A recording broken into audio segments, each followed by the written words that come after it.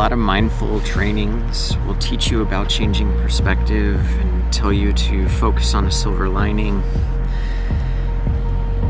You get a call in the middle of the day saying that your mom had a heart attack, and you end up flying across the country, red-eyed and shot, and so that you can spend the next few days in a hospital with her recovering and being in surgery. Because that's what you do. It's your mom.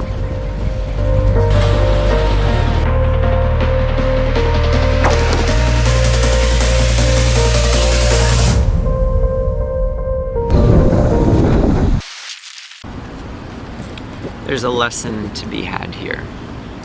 And it's not that the change of perspective happens because you do an inversion yoga practice where everything is upside down, legs up the wall, and forearm balances.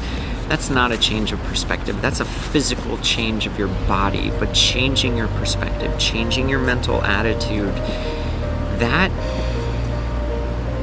comes with being a student. And this isn't the student that sits in the back of class thinking that they know everything already. This is being open to learning and learning about all of the possibilities in life, because you close yourself off, you shut out everything when you think you already know.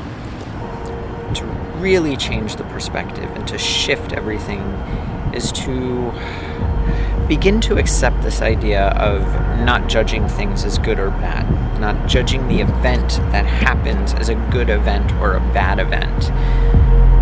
So with all these things that happened,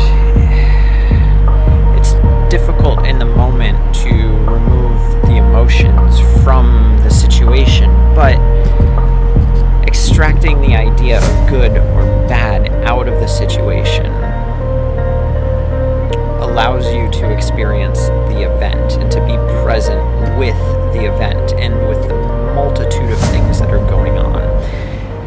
And we can practice this every day. We can practice this in our mat without judging the event as a good event or a bad event, such as whether or not we got to a particular asana in our practice, or whether we actually were able to do that asana, or even if we got to the mat to practice, because we can't get to the mat when we have to be at the hospital and be there for your mom. So the takeaway, the whole change of perspective thing, it's all relative. It's all in the moment, and it's happening all the time.